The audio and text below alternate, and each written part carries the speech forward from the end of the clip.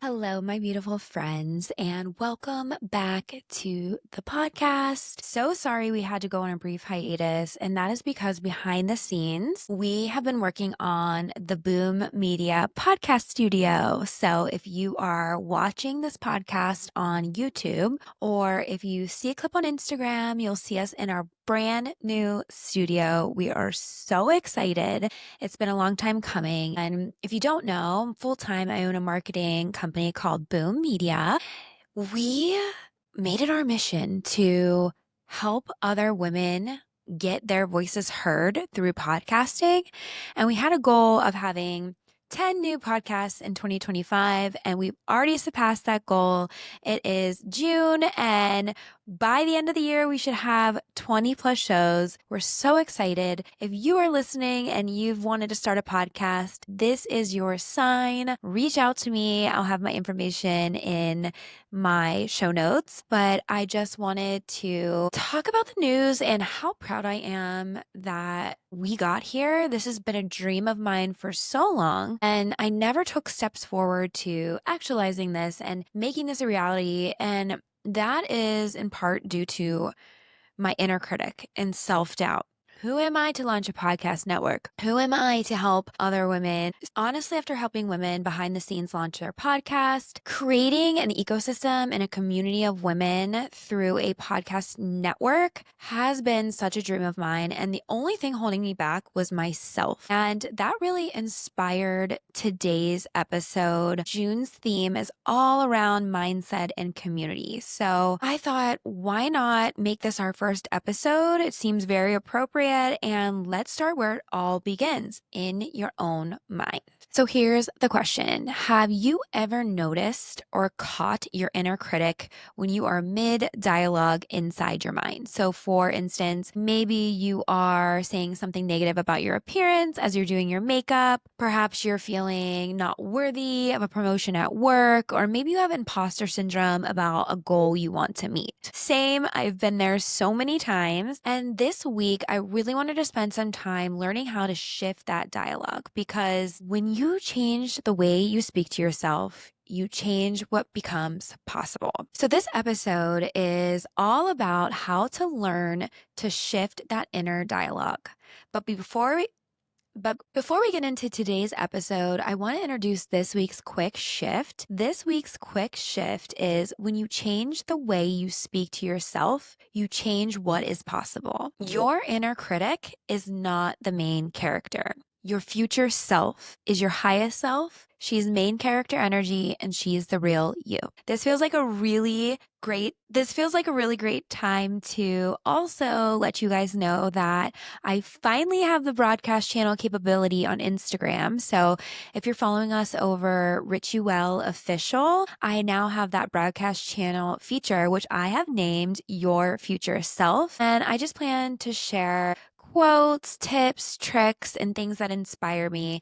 And when you just need that little nudge from the universe in your DMs, I'll be there. So be sure to follow us at Rituel Official and join our broadcast channel just for our faves like you. So in today's episode, I'm going to share a few ways that I've noticed my own self-talk creeping in, and then how I learned to interrupt it with compassion, and of course the rituals that have helped me come back to myself and come back to clarity. And we'll also talk about some differences in your fear voice and your intuitive voice, because one of them is here to protect you and the other is here to guide you. So let's get into it. So the other day, I posted something to Instagram. It felt really aligned, like a full body yes. I was so proud of it. And then crickets. There were barely any likes, any comments, and then I went into full spiral mode. I'm like, is this cringe? Maybe people are over this. Maybe I shouldn't have posted this. Or maybe it wasn't meaningful enough. You can see where like my mentality started to spiral. So it's just wild how one social media post can just make you question your entire vision and your calling. And the whole thing was so silly, but I was so caught up in it in the moment. But Here's the moment that I caught it. I realized I was attaching my worth, the value of my voice, to the validation that I didn't receive in that moment. And when I stopped and I was able to sort of rise above my thoughts, realize this was my inner critic, it was coming from a place of ego. I literally said to myself, this is not the voice that I trust. And so to sort of reframe my thoughts, I asked myself, what would I say if no one clapped for it? And I thought long and hard about this, and it was exactly what I had said. So I had my answer right then and there. I knew that was my highest self speaking, and I knew that was my highest self speaking, not my ego. And I had complete and utter peace about that post moving forward. So this is really what this episode is about. It's about those moments when you're spiraling, the self-doubt, the small triggers that make you forget who you are. And so we're going to shift that story this week, and we're starting with your inner dialogue. Okay, so when you're having this inner dialogue, there are three distinct voices that tend to show up. And this quiet commentary running in the background, this shapes how you feel, what you believe, and who you become. So let's look into each of these three voices. So voice number one is the protector, aka your inner critic / anxiety. So she's subtle, but she's persistent. She's always calculating a risk, scanning the room for rejection, replaying the past and past missteps like a highlight reel. So she says things like, what if this doesn't go well? Okay, let's not get our hopes up. Maybe now's not the right time. So the protector, she means well. She's here to keep you safe, but her comfort zone is small. And if she is always in control, this is when expansion feels impossible. So number two is the performer, aka your ego. So she's polished, she's a perfectionist, she's results driven, she's addicted to the next milestone. She loves to be productive, validated, in control. She says things like, make it perfect. You should be further along in the process. They need to see your success. And the performer isn't bad. It's likely the reason you've gotten so far. However, she is operating from the belief that you have to do to be worthy. You have to be busy to be worried. And that's just not the vibe anymore. So lastly, I'm excited to introduce you to the guide. The guide is your highest self. She is unwavering. She moves with confidence. She moves from flow, not force, a deep knowing. And she says things like, you're exactly where you're meant to be. Rejection is protection. Trust the timing of the universe, and it's safe to be seen. The guide does not hustle, she aligns. She is the force who leads you back to your truth and leads you from fear to flow.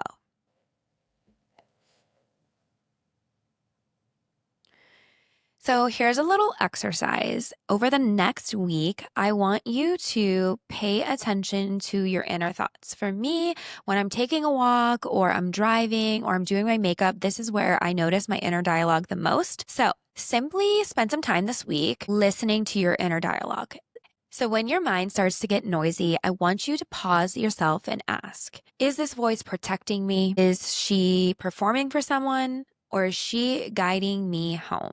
Do these thoughts expand me or do these thoughts shrink me? Only one of these voices is meant to lead, and let it be the one that comes from a place of love, clarity, and trust. That is your highest self. That is your true nature. And that is the voice you want to follow. If you want to take this a step further, I have a journaling exercise for you. I want you to pause this episode, go get a journal, a notebook, a piece of paper, and on that piece of paper, I want you to write down a thought you've recently had that has made you feel heavy, uneasy, a thought that's just been occupying your mind recently and weighing on you. So it could be something subtle, like I should be doing more, I don't have time to rest, or something like no one cares what I have to say. Whatever it may be, write it down and try not to edit it. Just be honest with yourself. No one has to see this. No one will ever see this. You can rip it up and throw it away. Now I want you to imagine your future self. So this is the most loving, grounding, magnetic version of you. And imagine she hears this thought. What does she say back to you? So write it out like response. So you can say, how would she comfort me? What would she remind me of? What would she never say? So spend a few moments answering those questions and let the reframe just pour through you. And if you are completely stuck, I have another fun exercise. You can actually put this into ChatGPT and say, hey, I've been having, these heavy thoughts. They come from a place of fear, scarcity, lack. This is not my highest self. What would my highest self say to me? Or if I told this to my best friend, how would she hype me up and change this narrative? It's actually really, really super fun. And I did this when I was having a moment with my business, and it was just like a really cool response. I ended up printing it.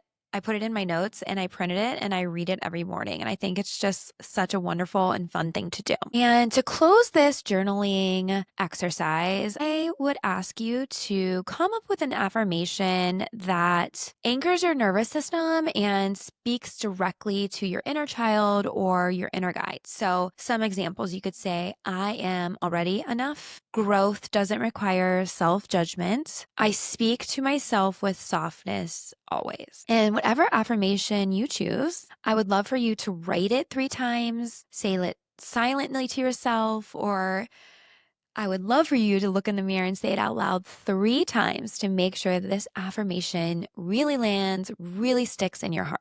I also want to invite you to come hang out over on my Substack. It's rituel.substack.com. I have a ton of free programming and content. And then there's a subscription that's $5 a month, and you get access to my 7-day meditation series, new monthly meditations, and also the 21-day hot to hotter challenge. Totally surrounded.